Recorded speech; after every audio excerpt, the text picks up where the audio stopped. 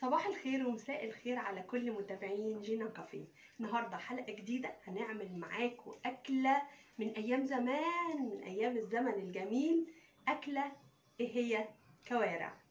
كوارع دي كانوا بياكلوها في ايام الشتاء، بتدفي دفى فظيع. وطبعا انتوا عارفين انها مليانه بالجيلاتين، بيقوي جدا الركب، وبيقولوا ان هو كده بيصلب الطول. واكله يعني كده فظيعه، ولا الشوربه بتاعتها حاجه كده مش هقول لكم عامله ازاي. يلا نبتدي ونعمل الكوارع. لو عجبكم الفيديو دوسوا لايك وشير، فعلوا زر الجرس عشان يوصل لكم مني كل جديد. يلا نبتدي. ده شكل الكوارع بعد ما غسلتها. بصوا بيضة ونظيفة، وشطفتها كده بنقطة خل في المية. بصوا زي الفل، ما فيهاش اي حاجة ولا شعراية ولا حاجة. دلوقتي هنحضر مية مغلية على النار. حلة بقى بتغلي على النار كده. هحط بصلاية متوسطة، هحط ورقتين لورا او ورق غار حسب ما انتوا هتقولوا عليه. هحط حبيتين حبهان، كام واحدة كده. هحط شوية فلفل،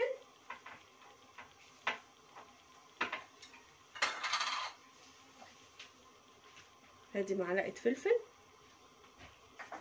وعلشان انا بعمل في حلة ضغط فانا هزود الملح من دلوقتي عشان انا هقفل. لكن انتوا لما بتعملوا في حلة عادية ما هنسيب الملح للاخر بعد ما الحاجة تستوي. بقى انا دلوقتي حطيت ملح وفلفل وحبهان وورق لوري. ودلوقتي هنزل بقى الكوارع.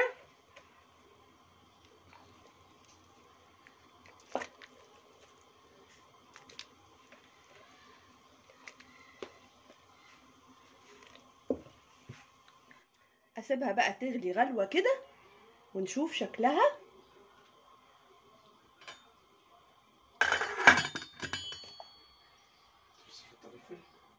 ده بعد ما غليت غلوتين، عايزه اقول لكم ان هي ما طلعتش كده ريم ولا اي حاجه زي اللحمه. الشوربه نظيفه زي الفل لاني غسلها حلوه قوي. هقفل عليها بقى واسيبها تاخد سواها حوالي ساعه الا ربع، لاني انا بعملها في حله ضغط. لو انتوا بتعملوها في حله عاديه يعني ممكن تكمل الساعه، انا من نص ساعه لساعه الا ربع هتبقى تمام جدا. ده شكل الكوارع بعد ما خلصت. اتسلقت خلاص واستوت. بصوا شكلها في الحلة يعني نظيفة، شكلها تحفة، الريحة بتاعتها فظيعة. هنحضر دلوقتي مع بعض الفتة مع بعض. انا هنا عملت شوية رز ابيض اهو. الرز على النار بيستوي اهو، قرب يخلص. شوية رز ابيض عاديين جدا. ودلوقتي هنعمل مع بعض الفتة. في طاسة كده هروح جايباها واروح حاطة معلقة سمنة صغيرة. حاولوا ما تكتروش من الدهون لان طبعا الكوارع لوحدها غنية جدا بالدهون ومليانة دسم كتير قوي. فاحط معلقة من السمنة صغيرة وهنزل عليها بمعلقتين من الثوم. نكتر الثوم كده وحبة حلوين نتوصى بيه يعني، عشان نص الثوم ده هناخده للشوربة والنص التاني هناخده للصلصة. معلقتين حلوين كده ونحمر في الثوم بس ايه ياخدوا لون اصفر بس.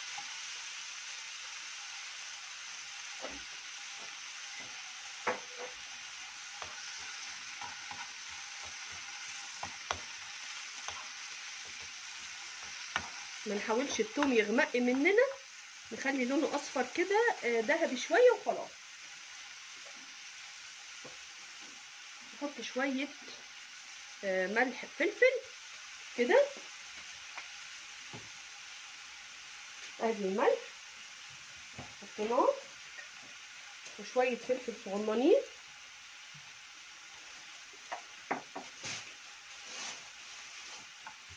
ونحمر في الثوم، نعلي النار شويه.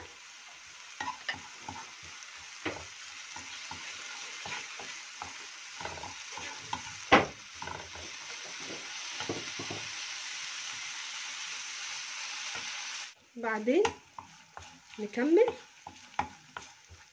نحط شوية فلفل. لو انتوا بتحبوا الفلفل الحامي يبقى ماشي، لو محدش بيحب الحراق يبقى فلفل عادي بس بيدوا نكهة.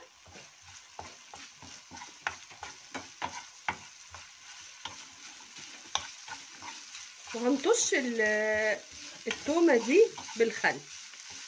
نص التقلية دي هناخدها في الشوربة بتاعت الكوارع، والنص التاني هنكمل بيه صلصة الطماطم.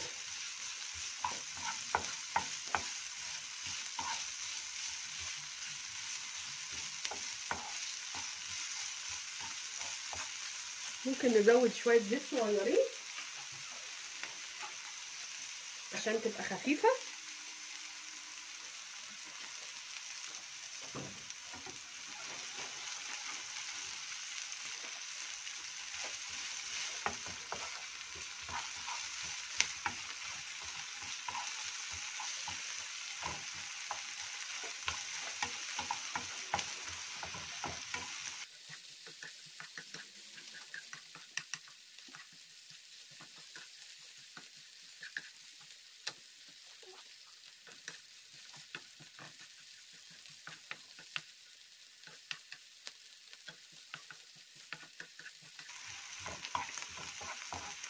وبعدين ننزل عليها بمعلقتين من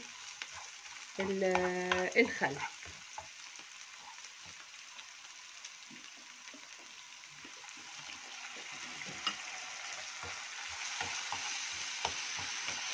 ناخد بقى نص الكمية دي هنحطها على الشوربة.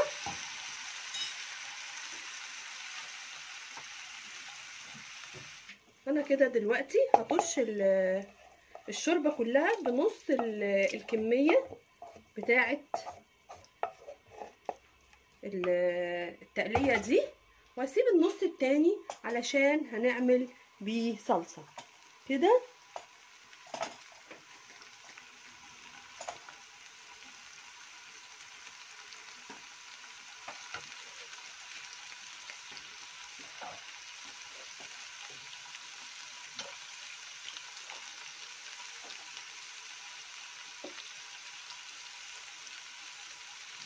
هنزل كده بالصلصة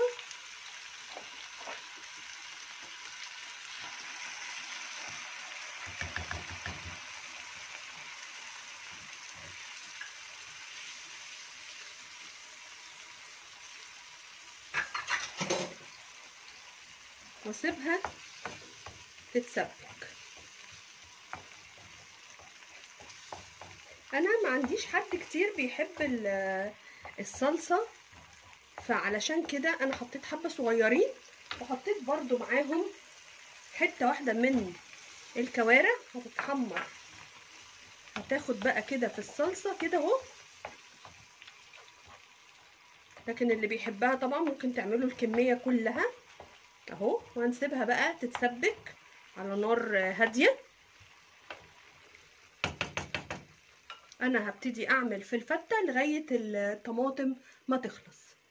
دلوقتي بعد ما خلصنا سلق الكوارع، ودلوقتي على النار الصلصة، دلوقتي هنبتدي نعمل الفتة. انا حمصت العيش، يعني بقول لكم ما تحمصوش في سمنه، احسن انا حمصته في الميكروويف او حمصوه في الفرن زي ما انتم شايفين كده. انا هعمل بولتين، واحده بالصلصه وواحده من غير صلصه. هنحط الرز، نبتدي بقى نحط الرز كده.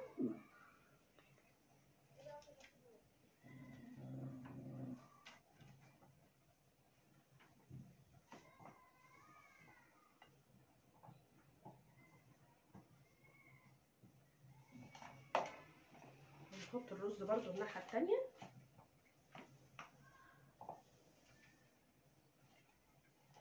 وبعد ما حطينا الرز هنحط الشوربه. على الله الاقي حاجه مقشوطه كده. نحط شوربه. الشوربه دي احنا طشيناها خلاص بالثوم وبالخل. نحط على التانيه كمان شوربه.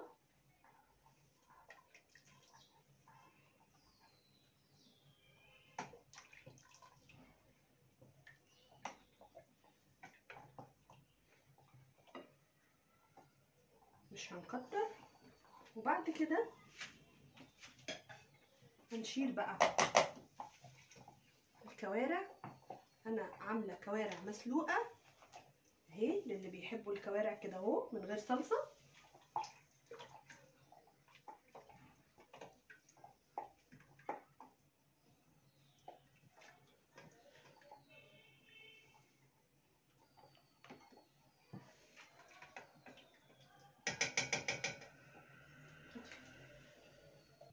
بعد كده بجيب الصلصه واخد معلقه صلصه واحطها على الرز ده واقلب كده علشان كله يبقى فيه صلصه اهو. بعدين ارجع تاني احط رز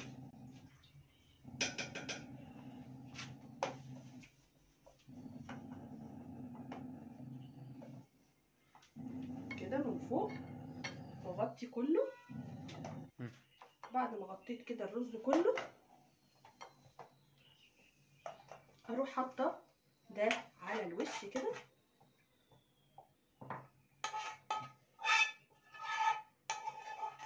احط بقى حبه ليمون على ده كده اهو كده، ما نكترش كتير عشان في غل.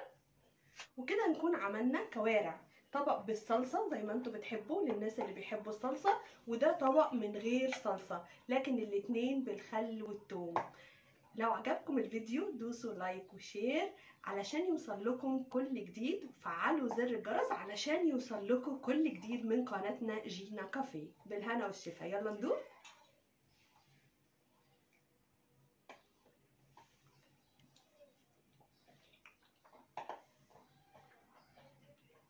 مش قادره اقول لكم الريحه والطعم فظاع. ندوق التانية.